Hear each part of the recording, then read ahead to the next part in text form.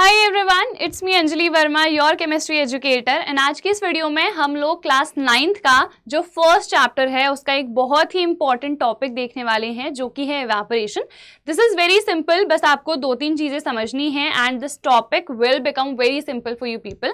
तो चलो डिस्कस करते हैं। तो सबसे पहले देखो इवेपोरेशन होता क्या है आखिरकार, उसको जान लेते हैं, ठीक है। उसके बाद हम डिस्कस करेंगे कि क्या क्या फैक्टर्स रहते हैं इवेपोरेशन के लिए, वो सब हम अभी देखेंगे। बट उससे पहले आखिरकार इवेपोरेशन होता क्या है, दो टर्म्स मेनली हमें यहाँ पर देखने हैं। एक तो है बॉइलिंग और दूसरा हमारे पास है इवेपोरेशन, ठीक है।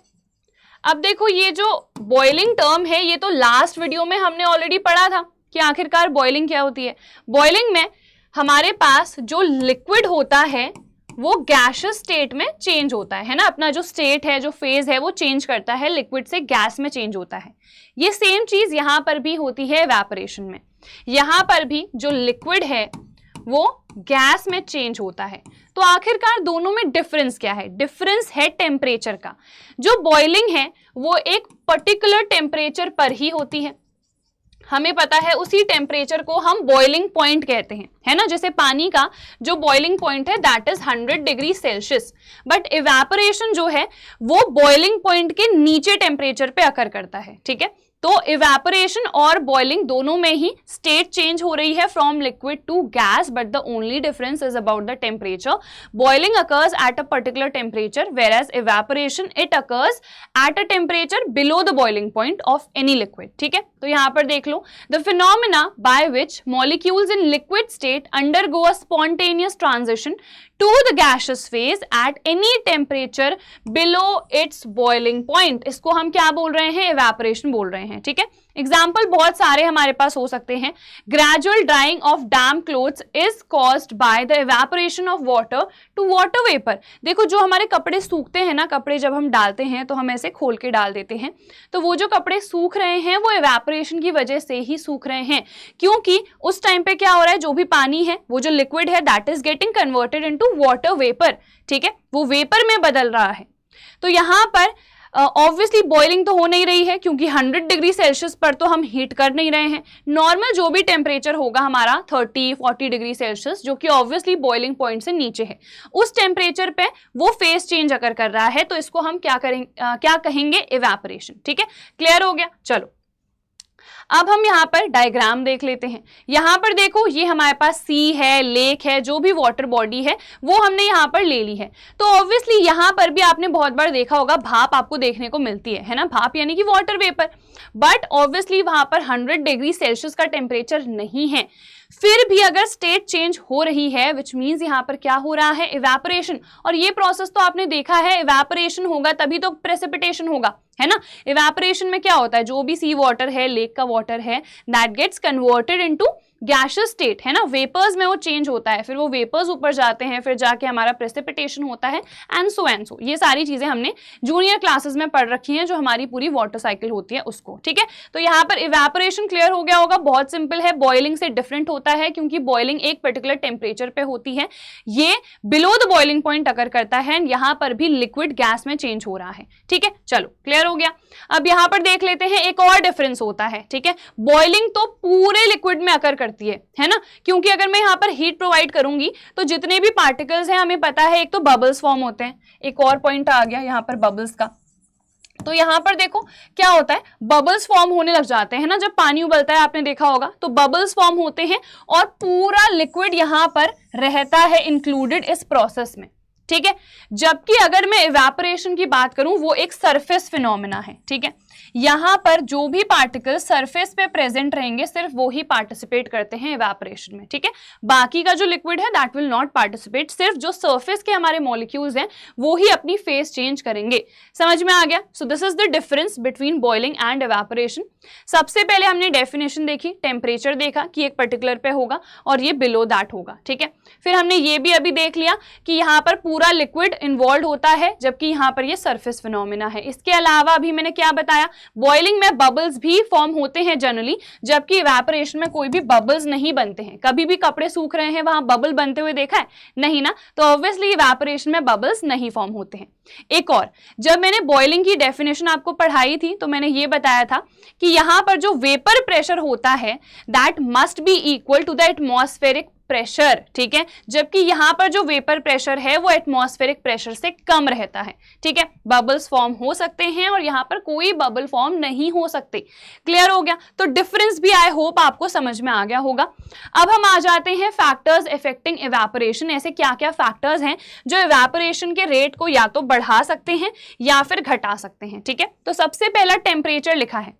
ऑब्वियसली अगर ज्यादा टेम्परेचर होगा तो उतना इजीली वो वेपर स्टेट में चेंज होगा, है ना। ये तो बहुत ही लॉजिकल है, तो यहां पर कुछ समझाने की जरूरत होगी नहीं, आप खुद ही समझ गए होंगे। When we increase the temperature so evaporation का रेट जो है, रेट यानी कि किस स्पीड से वो प्रोसेस अकर कर रहा है, तो obviously if the temperature will increase so the rate of evaporation will also increase, ठीक है। बहुत जल्दी जल्दी इवेपोरेशन हो जाएगा। फिर सेकंड है सरफेस एरिया।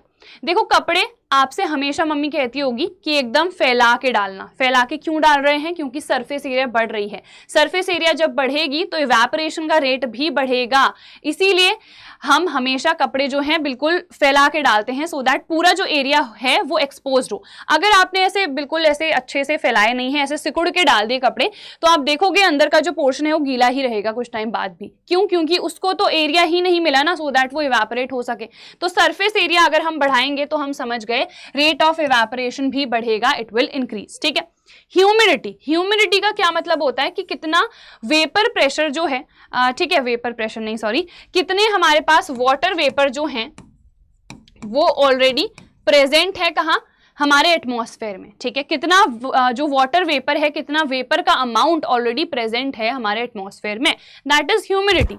तो अगर पहले से ही वाटर वेपर प्रेजेंट है तो क्या और वाटर वेपर जा पाएगा? नहीं जा पाएगा, है ना। विच मीन्स अगर ह्यूमिडिटी ज्यादा है सो रेट ऑफ इवेपोरेशन क्या हो जाएगा? डिक्रीज हो जाएगा। So rate of evaporation decreases with an increase in humidity. Humidity का मतलब है कि कितना वाटर वेपर जो है ऑलरेडी प्रेजेंट है एटमॉस्फेयर में। फिर है विंड स्पीड। अब एक बात बताओ, आपने कपड़े डाले हैं, अगर बहुत अच्छी सी हवा चलेगी, ठीक है, तो पहले तो कपड़े गिर जाते हैं, बट उसके लिए हम पिन्स लगाए रखते हैं, है ना। तो जैसे ही स्पीड जो है बढ़ेगी तो कपड़े जल्दी सूखेंगे या टाइम लगाएंगे? ऑब्वियसली जल्दी सूखेंगे ना, क्योंकि कुछ तो वाटर ड्रॉपलेट्स वो खुद ही अपने साथ कैरी करके लेके चले जाएंगे। तो इसीलिए यहां पर से हमें ये चीज भी समझ में आ गई, अगर विंड स्पीड बढ़ेगी तो रेट ऑफ इवेपोरेशन भी बढ़ेगा, ठीक है। सो चारों फैक्टर्स क्लियर हैं, दीज वर वेरी सिंपल, मैंने पहले ही बताया था। Cooling due to evaporation, very important, बहुत ही सिंपल है ये भी। मतलब इवेपोरेशन एक ऐसा प्रोसेस है ना जिससे कूलिंग होती है। अब कूलिंग कैसे होती है वो हमको जानना है। इवेपोरेशन में क्या हो रहा है, जैसे मान लो यहाँ पर कोई लिक्विड है, ये लिक्विड किस में चेंज हो रहा है? वेपर में, ठीक है, वेपर या फिर हम कहें गैस स्टेट में। तो ये वेपर में चेंज होता जा रहा है। वेपर में चेंज होने के लिए आपको पता है टेम्परेचर की रिक्वायरमेंट होगी ना, हीट हमको देनी पड़ेगी। तो ये हीट कहां से आ रही है? हीट आउटसाइड एटमॉस्फेयर से आती है। तो जब बाहर के एटमॉस्फेयर से हीट इसने एब्जॉर्ब कर ली तो बाहर हीट विच मीन्स कम हो गई, है ना, बाहर टेम्परेचर डिक्रीज हो गया, तो क्या हो गई? कूलिंग। यही सेम फिनोमेना यहां पर लग रहा है, बस simple. During evaporation the particles of a liquid they absorb energy from the surroundings, ठीक है, सो दैट ऑब्वियसली जो लिक्विड के बीच में फोर्स ऑफ अट्रैक्शन है वो टूटे और वो फेस चेंज करे, विच मीन्स वो वेपर या फिर गैस में चेंज हो जाए। So the absorption of heat from the surroundings makes the surroundings cool। बहुत सिंपल है, ठीक है। जैसे अगर हमारी बॉडी में स्वेटिंग हो रही है तो उससे हमें ठंडा महसूस हो रहा है। कैसे हो रहा है? देखो, हमें स्वेटिंग हुई, फिर हमारे कपड़े में वो स्वेट लगा, ठीक है, हम कॉटन के क्लोथ्स जनरली पहनते हैं समर में, तो यहाँ पर आया वो स्वेट, ज्यादा उसको सरफेस एरिया मिला तो वो इवेपोरेट होने लग गया। अब इवेपोरेट हुआ तो हमारे बॉडी से ही वो एनर्जी को एब्जॉर्ब करेगा, तो हमारी बॉडी क्या हो जाएगी? कूल हो जाएगी। सिंपल, यही सेम चीज आपको बस याद रखनी है, स्वेटिंग में भी वही चीज अकर करती है। क्लियर? चलो अब उसके बाद देखो, अगर पानी को ठंडा रखना है तो हम अर्थनवेयर कंटेनर्स में रखते हैं, जो अर्थन पॉट्स होते हैं उनमें हम पानी को जनरली रखते हैं। यहाँ पर पानी बहुत ही ठंडा रहता है। कैसे रहता है? क्योंकि देखो पानी हमने पॉट्स में डाला हुआ है, बाहर बहुत छोटे छोटे छोटे छोटे पोर्स होते हैं, ठीक है। अब सरफेस एरिया उनको ज्यादा मिल गया क्योंकि पोर्स ज्यादा है, तो विच मीन्स वो जो हमारे पास वाटर है वो इजिली वेपर में चेंज हो सकता है। सो अंदर जो पानी रहेगा वो क्या रहेगा? ठंडा रहेगा, क्योंकि वहीं से तो हीट एनर्जी वो एब्जॉर्ब करते जा रहे हैं फेस चेंज करने के लिए, ठीक है। तो इसीलिए जो पानी है अंदर का वो क्या रहेगा? ठंडे का ठंडा ही रहेगा। समझ में आया? Similar to the pores in cotton fabric, the pores in the earthen pots surface area, ठीक है, अलाउ फॉर मोर एब्जॉर्प्शन। देखो यहाँ पर एक बार कॉटन वाला भी देख लेते हैं। हम कॉटन के क्लोथ्स ही क्यों पहनते हैं समर में? रीजन क्या है? क्योंकि कॉटन क्या होता है? बहुत अच्छा एब्जॉर्बर होता है, ठीक है, बहुत अच्छा एब्जॉर्बेंट है, पानी को उसने एब्जॉर्ब कर लिया, ठीक है। तो ज्यादा पर्सपिरेशन हो पाता है, इसका मतलब भी क्या है? स्वेटिंग ही है, ठीक है। तो ऑब्वियसली सरफेस एरिया बढ़ गई, ज्यादा स्वेटिंग हो पाएगी। To come into touch with the air, ठीक है, जो हमारा स्वेट है वो इजिली जो हमारा एटमॉस्फेयर है उसके टच में आ पाएगा, एंड जिसकी वजह से वो हमारा इवेपोरेट होता जाएगा, ठीक है।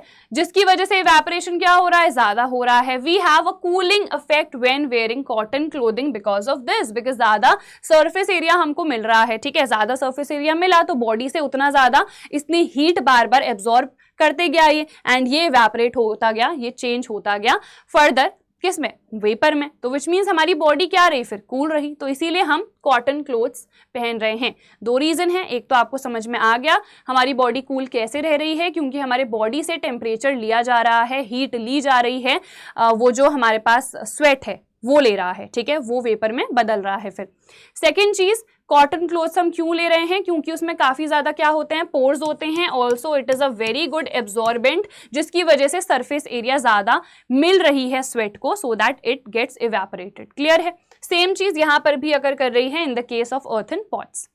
फिर to keep our body cool, ये तो मैंने बता ही दिया है, हमें बहुत ज्यादा स्वेटिंग होती है, पर्सपिरेशन होता है, इवेपोरेशन की वजह से क्या होता है?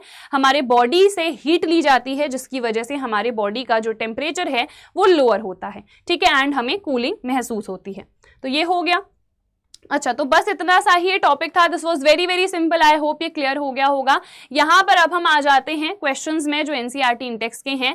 Why does a desert cooler cool better on a hot dry day? देखो क्या लिखा है? ड्राई। ड्राई का मतलब कि यहाँ पर कोई भी ह्यूमिडिटी नहीं होगी, ठीक है। ह्यूमिडिटी अगर नहीं है तो विच मीन्स जो हमारे पास वाटर है वो इजिली वाटर वेपर्स में चेंज हो सकता है एंड कूलिंग हमें दे सकता है ना। क्योंकि अगर मान लो ये हमारे पास वेट डे होता, ह्यूमिडिटी काफी ज्यादा है, सो इन दैट केस हमें पता है ह्यूमिडिटी जब ज्यादा होती है रेट ऑफ इवेपोरेशन घट जाता है। तो यहाँ पर ह्यूमिडिटी कम है, सो रेट ऑफ इवेपोरेशन क्या हो जाएगा? बढ़ जाएगा, जिसकी वजह से कूलिंग भी इंक्रीज होगी। On a hot dry day the amount of water vapour present in air is less, obviously, जिसकी वजह से water present inside the desert cooler evaporates more, क्योंकि ह्यूमिडिटी कम है तो इवेपोरेशन ज्यादा होगा, जिसकी वजह से जो सराउंडिंग्स हैं वो बेहतर तरीके से कूल हो पाएंगे। समझ में आ गया? तो ये तो बहुत सिंपल था। How does the water kept in an earthen pot मटका बिकम कूल ड्यूरिंग समर? ये अभी हमने रीजन डिस्कस करा था, अच्छे से बताया था। The water kept in an earthen pot becomes cool during summer due to evaporation. सबसे पहले तो आप यही मेंशन करोगे, फिर डिटेल में एक्सप्लेन करोगे। The water kept inside the pot keeps evaporating through the pores. अभी हमने देखा था जैसे कॉटन के क्लोथ्स में है पोर्स, वैसे ही पोर्स अर्थन पॉट में भी प्रेजेंट रहते हैं, जिसकी वजह से कूलिंग इफेक्ट जो है वो क्रिएट हो जाता है, क्योंकि यहाँ पर इवेपोरेशन होता जा रहा है, सरफेस एरिया ज्यादा मिल रही है, ठीक है। चलो, Why does our palm feel cold when we put some acetone और पेट्रोल और परफ्यूम on it? बहुत सिंपल है। अगर आपने हाथ में रखा तो उन्होंने क्या करा, ये जितनी भी चीजें हैं इन्होंने हमारे बॉडी से टेम्परेचर लिया, बॉडी से हीट ली, तो ऑब्वियसली वो खुद तो हो गए इवेपोरेट, ठीक है, और उन्होंने हीट हमारी बॉडी से ली तो हमारा हाथ क्या हो जाएगा? ठंडा। बस सिंपल, यही इवेपोरेशन का कॉन्सेप्ट है। When we put some acetone और पेट्रोल और perfume on our palm it evaporates. क्या हो जाता है? वो इवेपोरेट हो जाता है। इवेपोरेशन का प्रोसेस जब होता है तो ये जितने लिक्विड्स हैं ये क्या करते हैं, हमारे बॉडी के कौन से पार्ट से? पाम पे रखा है तो पाम से ही लेंगे ऑब्वियसली एनर्जी, है ना। तो पाम से क्या कर रहे हैं? एनर्जी ले रहे हैं, जिसकी वजह से जो सराउंडिंग है, सराउंडिंग का मतलब हमारा जो पाम है वो क्या हो जा रहा है? कूल डाउन हो जा रहा है, ठंडा हो जा रहा है, ठीक है। क्लियर है? Very simple. Why are we able to sip hot tea और milk faster from a saucer rather than a cup? क्योंकि हमें पता है सॉसर में सरफेस एरिया क्या होती है, ज्यादा, और यहाँ पर कप में सरफेस एरिया क्या होती है, कम। सरफेस एरिया ज्यादा है तो इवेपोरेशन का रेट ज्यादा होगा, इवेपोरेशन का रेट अगर ज्यादा है तो ऑब्वियसली कूलिंग क्या होगी, बेटर तरीके से होगी, है ना। तो यहाँ पर जल्दी जो भी हॉट टी है, हॉट मिल्क है, वो जल्दी ठंडा होगा। तो बस इतना सा ही रीजन है। We are able to sip tea और milk faster from a saucer because it has larger surface area, ठीक है, जिसकी वजह से वो जल्दी हमारा ठंडा हो जाएगा, जो भी दूध है या टी है या कॉफी है, whatsoever. What type of clothes should we wear in summer? अभी हमने देखा था cotton clothes, because cotton clothes की अगर हम बात करें तो वो अच्छे एब्जॉर्बेंट होते हैं पानी को, यानी कि हमारे स्वेट को बहुत इजीली एब्जॉर्ब कर लेते हैं and they expose it to the outside atmosphere, ठीक है, जिसकी वजह से सरफेस एरिया इंक्रीज हो जा रहा है। वो सरफेस एरिया जिसमें जो स्वेट है वो एक्सपोज्ड है, देन इट गेट्स इवेपोरेटेड, उसकी वजह से हमको कूलिंग इफेक्ट मिलता है। तो ये सब कुछ आपको यहाँ पर एक्सप्लेन करना है एंड आंसर्स मैंने लिखे हुए हैं, you can take a screenshot as well. तो ये सारे क्वेश्चंस भी हो गए, प्रॉपर जो इवेपोरेशन का कॉन्सेप्ट था वो भी हमने समझ लिया। So that is it for this video. I hope आपको आज की ये वीडियो पसंद आई होगी। ऐसे ही जितने चैप्टर्स हैं सबके टॉपिक वाइज वीडियोज के लिए डेफिनेटली हमारे चैनल को सब्सक्राइब कर लेना। हम मिलते हैं हमारी नेक्स्ट वीडियो में, तब तक अपना ख्याल रखना and all the very best.